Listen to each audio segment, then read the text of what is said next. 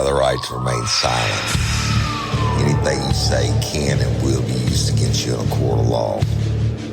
You have a right to an attorney prior to or during any question. If you can't afford one, the court will appoint one for you. Do you understand your rights? When the wolf is at your door, your running's over, that's for sure. He already knows all about you. Cut you down, no matter by you. Now you better walk the line. Real life, real crime.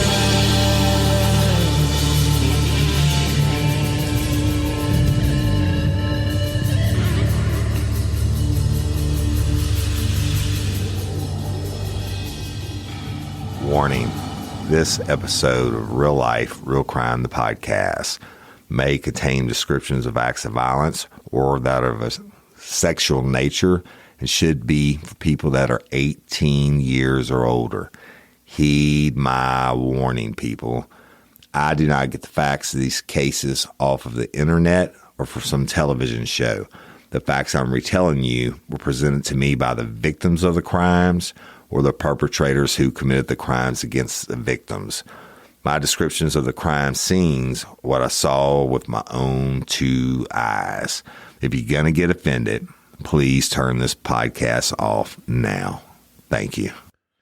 Hello, everybody, and welcome to this episode of Real Life, Real Crime, the podcast. As always, I'm your host, Woody Overton. Today, we're going to be continuing Scorched, the state versus Scott Peterson, and we are in the death penalty phase, y'all. He's already been found guilty. Go back and listen to the episodes. I tell you everything that's Scorched from both the prosecution side and the defense side. And the last episode, I was telling you about Amy Rocha, that Laci's sister, that was testifying, and what they do in this part of the trial, y'all, is try to get it's kind of almost like a victim's impact statement, but they're telling the jury how Laci and Connor being murdered is affecting their lives, and they trying to get the circumstances in to get the death penalty. So today I'm going to be continuing on with the direct examination by the prosecutor, David Harris, and he is interviewing Mr. Ron Gransky, who was Laci's stepdad. Okay. So I'll say Harris and then I'll say Gransky, accordingly, but listen to it, y'all. It's very powerful. So beginning, Harris asked Mr. Gransky, says, Mr. Gransky, you're the stepfather of Laci Peterson? Gransky, I have always considered myself that. She was 2 years old when Sharon and I got together. Harris, when Laci came into the house at age 2, did she kind of grow up with you from that point forward? Gransky, that's yes. She definitely grew up. Harris, can you tell us about Laci? Gransky, I first met Laci. I went to pick Sharon up for a date at her house, and she was about 1.5 feet tall. Came running to the door and answered the door. That was my first meeting with Laci. She never stopped running, and she always had something to say. I used to have a nickname. I called her JJ for Jabberjaws. I at times regret calling her that, but I always wondered if that hurt her feelings. Harris, as Laci got older, as she walked into the room, did you notice? Gransky, you'd have to be definitely blind if you didn't. She was all lit up in any room, and she was always the center of attention. And even when you want to take a nap or a break, so you better get all that out of the way early. She was the love of many people's lives and will be missed. Harris, You talked about Laci when you first met her coming up and introducing herself. Did she have a smile there? Gransky. Always had a smile. I guess in my life, I grew up in big cities, and I was always taught to be on my guard and watch out. And Laci, she was never on her guard, and she never watched out. She went ahead without thinking. Harris.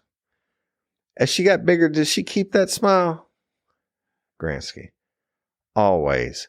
Every time I tell her, be careful, she'd just smile at me and go on. She was very, very smart. And when I went to school, it was always hard for me. She went to school and she never studied as far as I could see. And I always got A's. That used to bother me. I had to realize that she was definitely smarter than me. I miss not being able to tell her, and I miss the grandson that we're supposed to have. Harris. Now you're talking about Connor, and I want to ask you about that. When you found out that Laci was pregnant and found out she was going to have a baby Connor, did you start making plans? Gransky. I've made plans for all the boys. The ladies might not agree with me, but I was glad there was 3 boys. I was going to have a chance to teach them about fishing, teach them about the stars, the ducks, everything outside. Really about fishing, what fishing is really about. And that was taken away from me. Harris.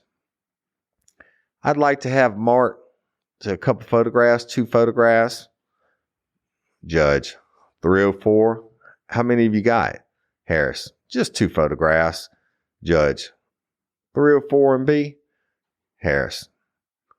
Mr. Gransky, if you could look at these 2 photographs, 304 and B, see if you recognize them. Gransky. Yes. Harris. These photographs actually depict Laci? Gransky. Yeah, they do. Harris. We'll start in reverse order and put them on the screen. Starting with 304B. Is that Laci with Sharon? Gransky. Yeah, it is. Harris.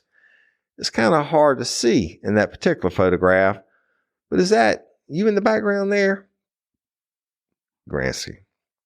I think so. It's probably one of the better pictures I've taken. Harris. What we see there is, do we see Laci with that big smile you're talking about? Gransky.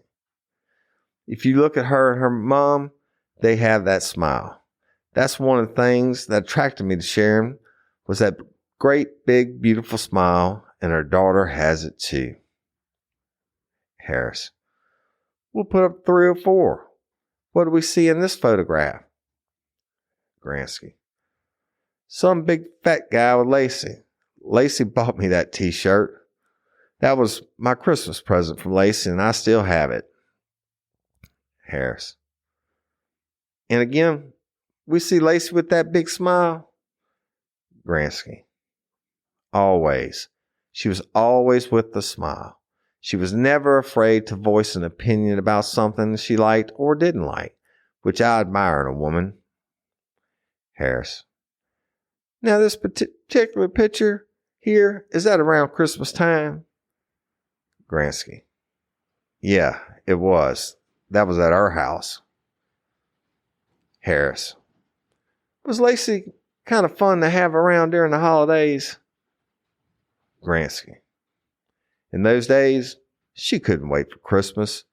That was when she would start around the 22nd, grabbing packages and feeling which ones, putting them in order, how she was going to open them, decide whether she had the right ones or enough or whatever from the time she was little, all the way.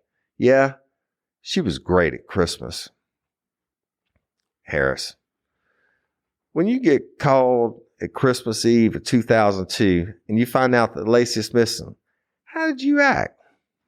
Gransky. Well, I didn't believe it. Sharon tells me and I said, huh?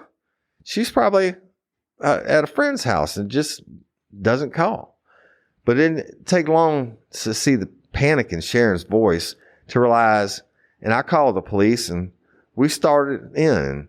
It's just been a nightmare ever since. It's still not over. Harris, what is life like without Laci and Connor? Gransky, well, I don't know how it would with Connor. I never was given an opportunity. I know what it is without Laci. And unfortunately, a lot of it you don't realize because you're used to having them there, and you don't realize a lot of things until they're gone. And I can't explain it right, but when you have somebody that you watch grow up for so long and things that you wish you had said differently or wish you would have done, and you wish you would have said and now you don't, you can't, it's hard. Nobody should have to go through this. I wish I could be the one gone and not her. I have a son, Darren, and Laci was about 12, and I think my son was 17. So when Brent wasn't around, Darren lived with Sharon and I for a few years. It was kind of like her big brother. And he lives in Oregon, and he's having a real hard time. We're all having a real hard time. Family, friends, even new friends. We've had hugs and loves from places we didn't know existed. And then there's some people that are, I need to get up and hug my son. He needs it. Harris, how does this affect you when the holidays come around? Gransky, from December 24 to May the 4th, there isn't a holiday in there that we can think about handling. From birthdays, my mom, my sister, Brent and Laci's, and my son, the whole family's birthdays. Laci was murdered on Christmas Eve. The bodies were found at Easter. So we don't have the same meaning. They'll never be the same. And I can't see them being the same. Harris, you made a statement when you were asked about how this affected you, and you said something about your heart being smaller. What did you mean? Judge, I can hardly hear you. Gransky, are you feeling overwhelmed by hormonal changes? I know Cindy was, and if you're a woman, you're definitely not alone. There are more than 1,000 hormone disruptors living rent-free in our environment right now, found in our food, water, and even in our skincare products. These disruptors can wreak havoc on our hormones. Believe me, before Hormone Harmony, I watched Cindy suffer. Not anymore. Hormone Harmony's formula, made only with herbal ingredients, have reduced Cindy's hormonal symptoms, and it helps women of all ages. Then there are the natural hormonal changes our bodies face, such as menopause. While these processes are part of life, they don't have to be uncomfortable. The good news is that you don't have to suffer through it any longer. Hormone Harmony contains science-backed herbal extracts known as adaptogens, designed to help the body cope with stressors, including those chaotic hormonal fluctuations that can disrupt your daily life. Whether it's PMS symptoms like irritability and cravings, or menopause symptoms such as hot flashes and night sweats, Hormone Harmony can help with it all. Happy Mammoth, the creator of Hormone Harmony, is dedicated to improving women's lives by using only high-quality science-backed ingredients. They make no compromises on quality, ensuring that you receive the best support possible. This isn't just a supplement, it has become a phenomenon. Women are talking about it everywhere, with a bottle of Hormone Harmony sold every 24 seconds. And the most important benefit, women express feeling like themselves again. A sentiment echoed in over 30,000 positive reviews.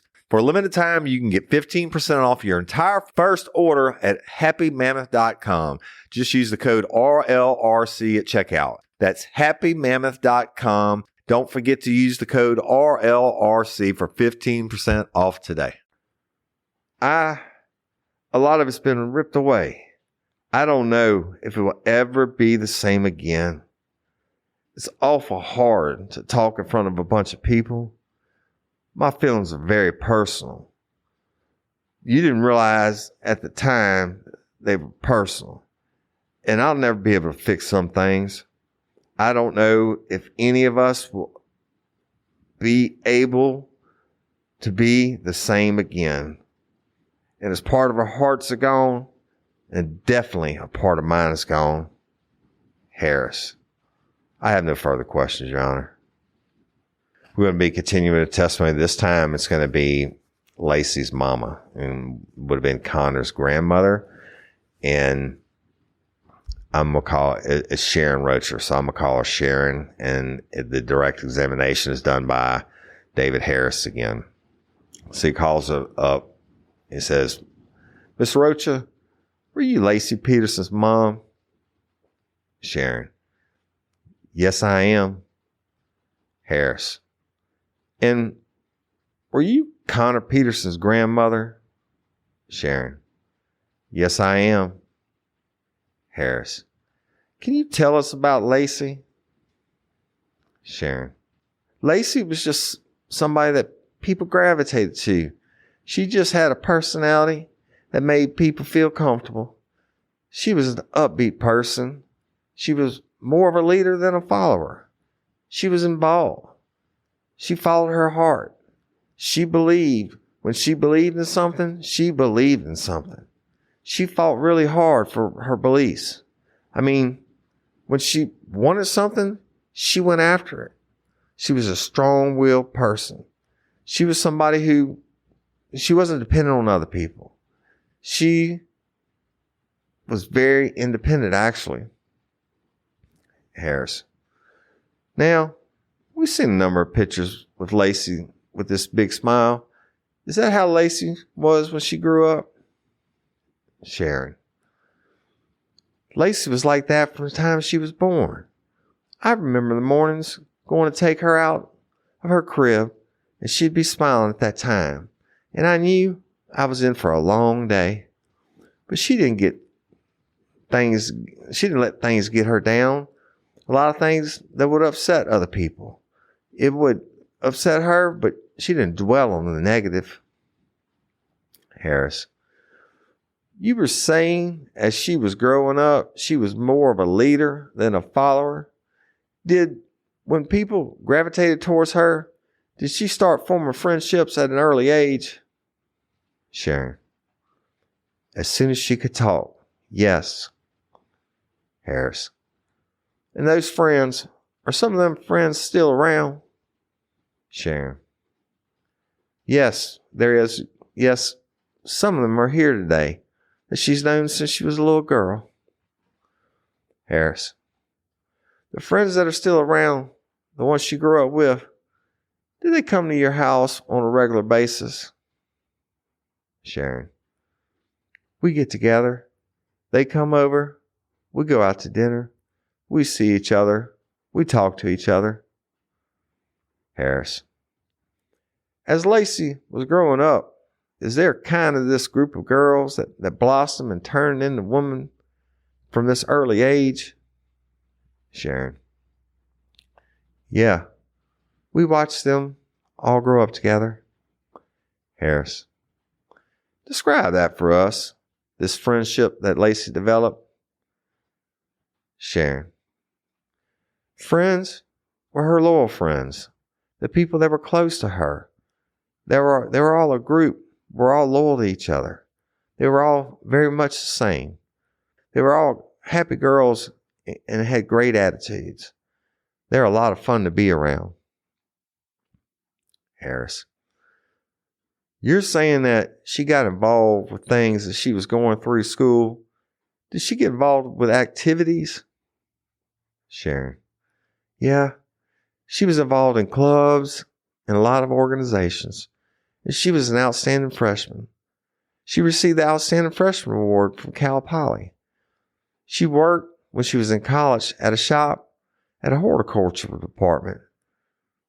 She worked for a florist. Harris. You mentioned she worked for a florist. Did Laci have an interest in flowers? Sharon. That was her major, horticulture, flowers, and plants. Harris. And did she get a degree from Cal Poly? Sharon. Yes, she did. Harris. And this interest in plants, do some people like plants? Some people have green thumbs. If you could describe for us about Laci. Sharon. Laci took an early interest in plants. She liked weeds. She liked to play in the yard and pull weeds.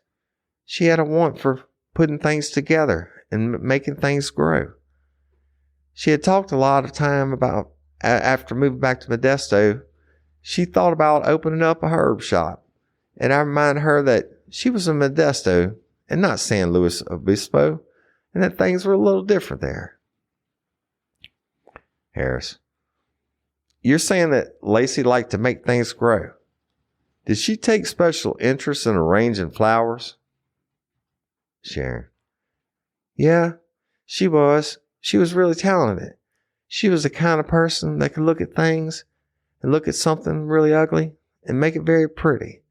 She could see how it was going to be in the future and not how it was right now. Harris. Was the quality of seeing the good, was that something that attracted other people to her? Sharon.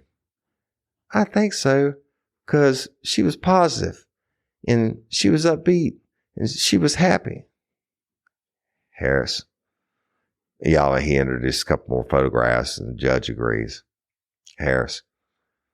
There's 10, Miss Rocha. Let me show you what's been marked as 305A. You look at these and see if you recognize these being photographs of Laci. Sharon. Yes. Harris. Do these photographs accurately depict Laci? Sharon. Yes. Harris. Starting with 305A, what did we see there? Sharon. That was one of the Denny High School football games. She was a cheerleader. I'm sorry. That was when she was a ram. Judge. Could you speak a little louder? Sharon. I have a cold, so it's a little difficult. Judge. I'm not sure if the jury can hear you. Harris. Okay. I don't know if you could turn the microphone a little bit more towards you. Sharon. This was for my school. This was when she was a cheerleader for the Rams. Harris. Now, you seem to be dressed in school colors there too. Sharon. It was the team colors. Harris. What was it like when Laci was growing up as her mom, if you could share that with us? Sharon. Well, I participated a lot with her. I mean, it was difficult not to. She was always doing something, involved with something, and I enjoyed being with her and doing things with her. Harris. Showing you 305B. Sharon. That was her graduation from junior high school. She had just had her braces removed just a couple weeks before that. Harris. Was she pretty happy to get her braces off? Sharon. She was thrilled. Harris. I'll show you 305C. Sharon. That was her high school graduation. Harris. When Laci got to that point, she was graduating from high school, did she talk to you about her plans and what she wanted to do? Sharon. Kind of that. She talked about she wanted to go to Cal Poly. I remember when she came home and told me what she wanted to major in. And I asked her what it was. I'd never even heard of it. But she was determined. That's what she wanted to do. Harris. And she did? Sharon. She did. I wanted her to wait and maybe go to junior college first. But she wanted to leave, and she started as a freshman at Cal Poly. Harris. 305E. Sharon. That was in May of 2000. It was just before she moved up here. They moved back up here in June. That was taken at the beach in San Simon. Harris. Is that you and Laci on the beach? Sharon. Yeah. Scott took the picture. Harris. 305E. Sharon. That was taken at a restaurant in San Luis Obispo. Jackie took that picture. They had lunch together. Harris. Now we see in these pictures Laci's big smile. Was that just part of her personality or how she always was? Sharon. Always. You hear her giggling. She didn't just smile. She had a little giggle. She just, to kind of bend over when she laughed and pull her knee in, and she'd laugh at herself. Harris. 305F. Sharon. That was in September of 2001. It was taken in Antonio's baptism, grandson's baptism. We didn't realize at the time we were dressed almost identical. Harris.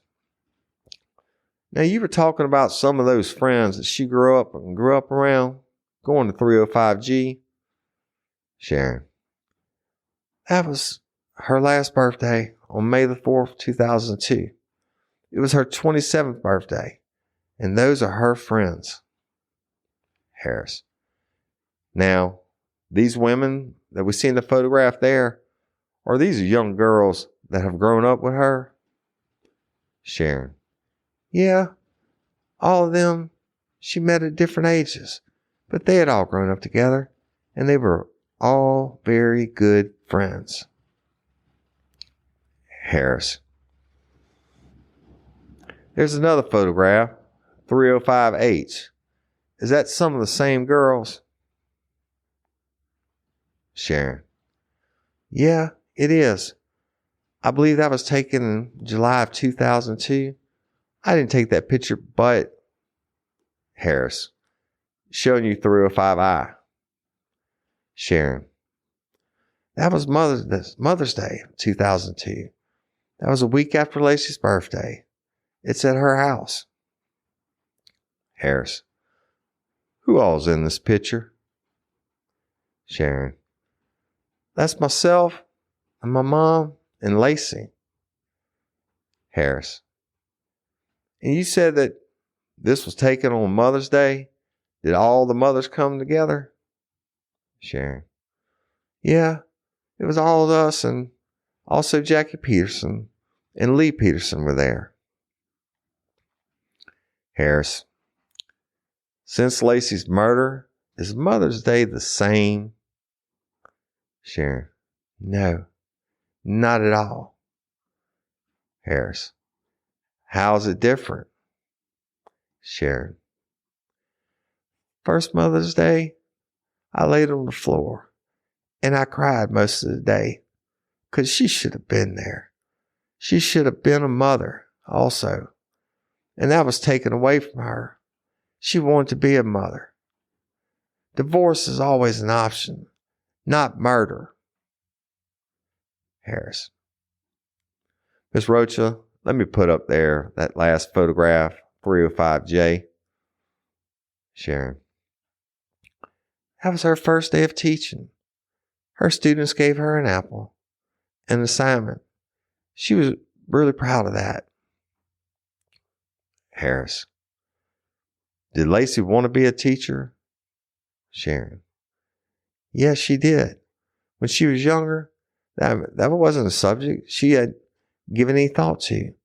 But as she became older, she enjoyed being around children. Harris.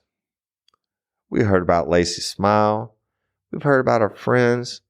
Did Laci also touch her students as well? Sharon. Yes. Harris. Did you get to meet one of her students after she went missing? Sharon. I met several of them, but one in particular came to the volunteer center with his mom, and she was crying, and he was really upset. He wanted to find Laci, and his mom told him that he wouldn't even sleep by himself because he needed to find Laci, and he came every day to look for Laci. Harris. Now, you said Laci loved children. Did she talk to you about becoming a mom? Sharon. She talked to me a lot about becoming a mom. I remember before they moved back to Modesto, the picture of us at the beach. I remember when we were in the back seat, we were talking about childbirth, and she was asking me what it was like, and she was really looking forward to it. Then it was a couple more years before she became pregnant, but she was really looking forward to becoming a mom. Actually, she was, the day she learned that Brent and Rose were going to have a baby, that was the day of their housewarming. She called me later that evening. She was crying because she really wanted to be pregnant. She said that Scott wasn't ready yet, but she really wanted to have a baby because she wanted to have a baby at the same time that Rose did. Harris. When you found out she was pregnant, did you start talking about the baby? Sharon. Yes. Harris. When you found out she was going to have a baby, Connor, to go shopping with you? Sharon. She shopped a lot. She called me every time she went to the doctor's. Let me know what the results were. She'd give me a copy of the sonogram, saving a picture. I have the baby, and he was a baby. You could see his little body. That was taken on December the 14th, and the next day was the last day I saw her, December the 15th. She wanted me to put my hand on her stomach and feel him. I never felt him, but I sat there the rest of the evening with my hand on her stomach. I talked to him. I put my face next to her stomach, and I talked to him. She was anxious. She was ready to have him. Harris. On Christmas Eve of 2002, when you had the phone call that Laci was missing, tell us about how you felt. Sharon. I was scared to death because I knew she just wouldn't be missing. Laci just didn't disappear. I knew something had happened to her, and it was cold that night. And I had my friend Sandy take me back to the house and get blankets and coats for everybody because it was so cold. I needed one for her because I knew she'd be freezing when we found her. Harris. Did Laci come home to you that night? Sharon. No, I never saw her again. I never saw her after December the 15th. Harris. After Laci went missing, could you sleep? Sharon. No, we came home that night, and Brent and I and Ron and stayed up all night and couldn't get comfortable and warm and not know where she was. Harris. Did you try to stay awake for a long period of time? Sharon. Yeah, I felt I needed to be awake, just in case she called, so I could go to her as soon as she called. I was afraid to go to sleep. I was afraid I'd have nightmares about what happened to her. And I knew she wouldn't be sleeping. She'd be afraid. She was scared. Every day, did she know she was being murdered? Did she know what was happening to her? Harris. During that time she was missing, did you have to go out in the public and make statements to try to get support to find her? Sharon. Yes, we did it all the time. I begged and asked to let us know. Tell us where she was. And there was somebody who knew all along, and you wouldn't tell us. You knew where she was. Instead, you just let us go through this every day. Harris, when you finally found Laci and Connor, tell us about that. Sharon, the day we found out, I wasn't feeling well. I was at home, and I heard footsteps come to my door, and I didn't answer the door because I knew. I hadn't heard anything, but I just knew. I knew. And when they went into the backyard, to the back door, I knew I had to answer the door. But I knew in my soul, I knew they had been found. And later, when I was told it'd be several days before they could be identified, and I asked why. Because they told me they could use dental charts immediately if it was her. And then when I was told she didn't have a head, I didn't believe. I just dropped the phone and I fell to the floor, and it never occurred to me what condition she might be in. Harris, when you were told that Laci and Connor had been recovered from the bay, was there something about that upset you because of Laci?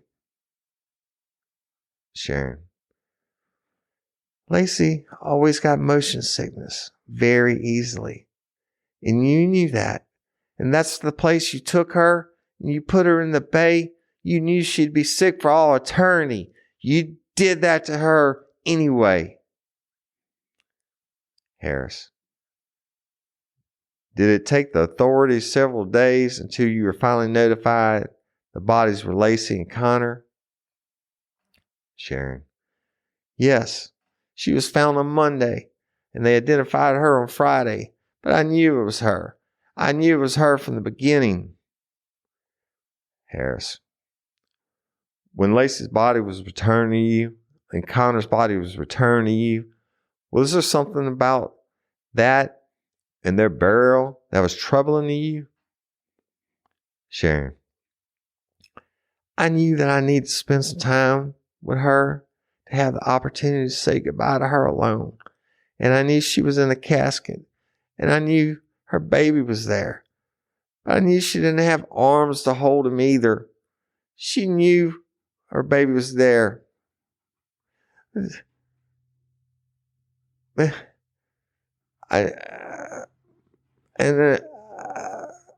I knew she didn't. She knew the baby was there. She should have had her in her arms, and she should have had her arms and her head on her entire body. It just haunts me all the time. I just hope she didn't know what was happening. Harris, now, a short time after that, was there a memorial service on Laci's birthday? Sharon, her 28th birthday. It was beautiful. Beautiful tribute to Laci. She would have been astounded to see so many people interested in her, concerned about her. We were told over 3,000 people there. Harris, I want to turn to somewhat of a hard question. How has this changed? How has this affected your daily life now? Sharon, every morning I get up, I cry. It takes me a long time to just be able to get out of the house, because I just keep thinking, why did this happen? I miss her. I wanted to know my grandson. I wanted Laci to be a mom. I wanted to hear her be called a mom. When I go to buy birthday cards and Mother's Day cards, I just can't stand it.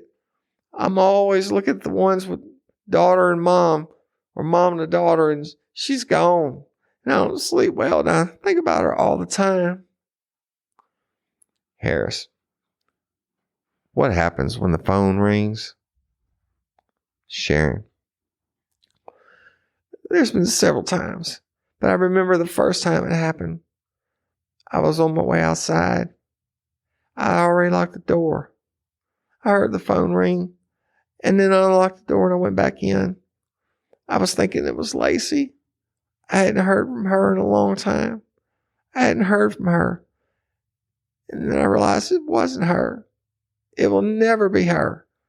I remember one time walking in the house and opened the door and walked into the entryway, and I had to stop. And she turned around and said, "Hi, Mom." It was as though she was right there. I saw her. A lot of times, I think when I have a question about something that's been going on, I'll just ask her and she'll tell me. But I can't. She'll always be there for me. Laci didn't deserve to die. Harris. I have no other questions. So y'all, it's a pretty powerful mom, I guess. I mean, testimony anytime. A mom, you know, I don't know. I'm going to read you the opening statement by Pat Harris. Okay. And this is what he tells the jury. Opening statement by Pat Harris. Good morning. For the past 4 or 5 months, we have sat here together, and basically we have gone through a man's life in very minute detail, down to the facts that I don't think most of us would want to come out in their lives. Very minute detail. We talked about Scott Peterson so that we know what clothes were in his closet. We know what he ate for breakfast. We know his financial life backwards and forwards. What checks he wrote. What things he's done. We know when he goes to the gas station, how much gas he puts in his car. We know what would seem like to be practically every detail of this man's life. I think it will seem for any of us to say we know who Scott Peterson is. What I'm here to tell you in the next week will prove that wrong. You don't know who Scott Peterson is, and it's going to be our job to show you. We spent looking at 5 months of a man's life mostly. There were things that's obviously we went back some, but for the most part, we've dealt with 5 months of this man's life. It was granted the 5 months that brought us all here together. What we're going to do now is show you is the 30 years that preceded this. When we show you these 30 years, I believe that you will agree that this is a life worth saving. Okay, y'all, you just heard the mom's testimony conclude, and, powerful. All the victims' moms I deal with and have dealt with over the years, Miss Stephanie Belgrade, Courtney Coco's mom, and then you got now Miss Barbara Johnson, Haley's mom, but I've dealt with so many over the years, and there's nothing. I mean, I say I dealt with them. It's not like it was a chore. I love them like they're my own mamas, but dealing with them and coming together with them in this type of situation is heartbreaking. And if you're empathetic, which I guess you would have to do the job that I did, you're empathetic, it just breaks your heart. And you want justice for them. Now, Sharon Rocha is in the courtroom in the death penalty of Scott Peterson's trial. And she's laying it all out, right? The putting a human face on Laci and even baby Connor, and talking about how she held her head to Laci's stomach and just talked to the baby, even though she never felt him move. Pretty powerful stuff. We're going to continue.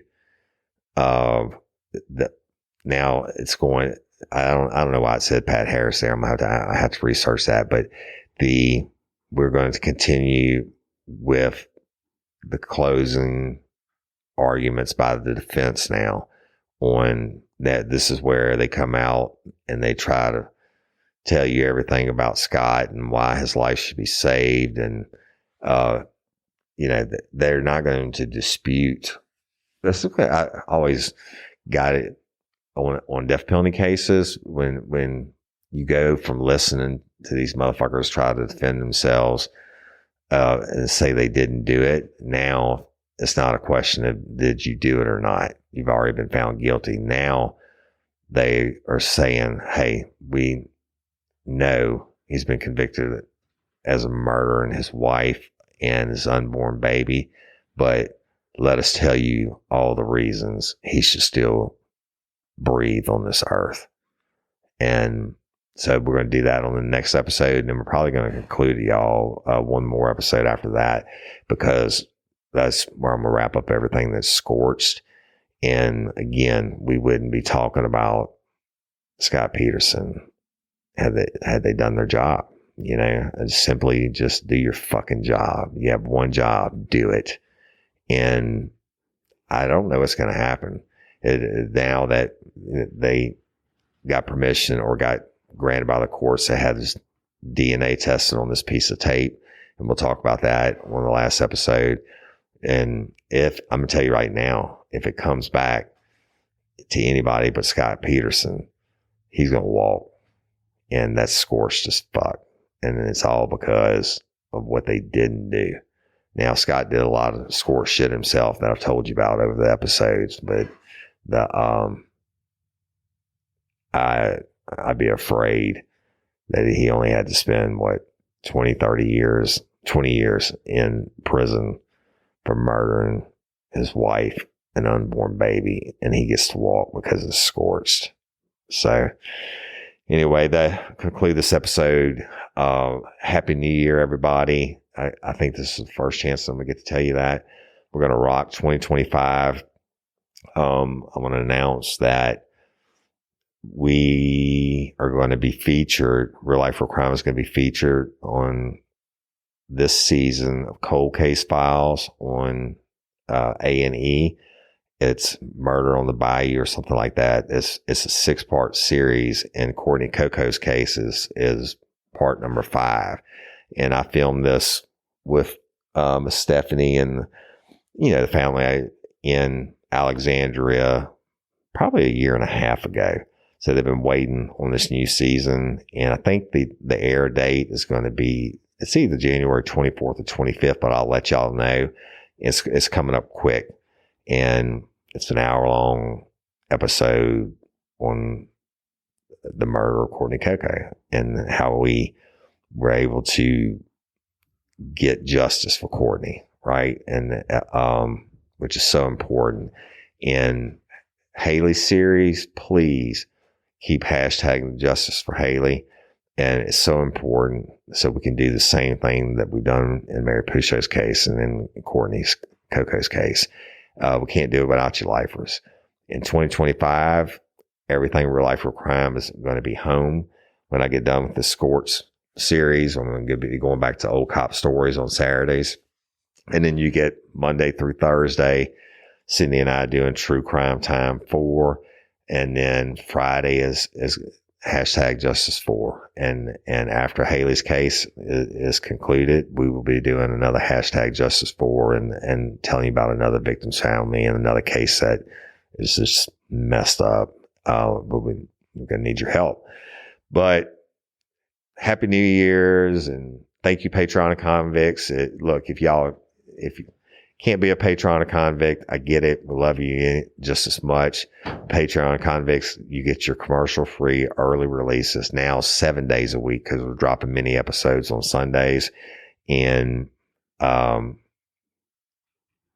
you have all the bonus materials locked up, all the bonus episodes and all the case files and everything else. And so if you want to become a subscriber, go to patreon.com, type in Real Life Real Crime, or, and it give you all the different tier levels, or you can go to go to the App Store and download the Real Life, Real Crime Community app for free, and subscribe through there. And I've actually called my subscribers in the app convicts. Same thing, different levels of subscription, and you get all kinds of stuff. And it's too much for me to list. But I love and appreciate each and every one of you. Thank you for tuning in. LOPA, Louisiana Organ Procurement Agency. You know, it's my jam. Been supporting them for so many years now, y'all. I hope you don't tune this part out. If you're not an organ donor, please go to lopa.org, fill out the questionnaire. It takes about 2 minutes, and you don't have to be from the state of Louisiana to become an organ donor. LOPA can help you anywhere in the world. You can be a lifer from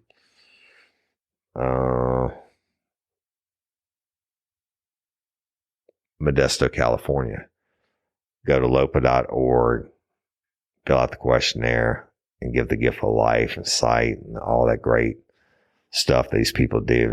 And y'all, I've met people that are alive today because other people became heroes, became organ donors. So please go do that. And I'm Woody Overton, your host of Real Life, Real Crime, the podcast. And until next time or ever, don't let me catch you down on Murder Bayou. Peace.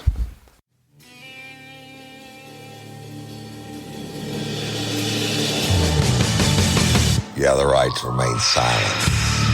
Anything you say can and will be used against you in a court of law. You have a right to an attorney prior to or during any question. If you can't afford one, the court will appoint one for you. Do you understand your rights? When the wolf is at your door, you running's over, that's for sure. He already knows all about you. Cut you down on Murder Bayou. Now you better walk the line. Real life, real crime.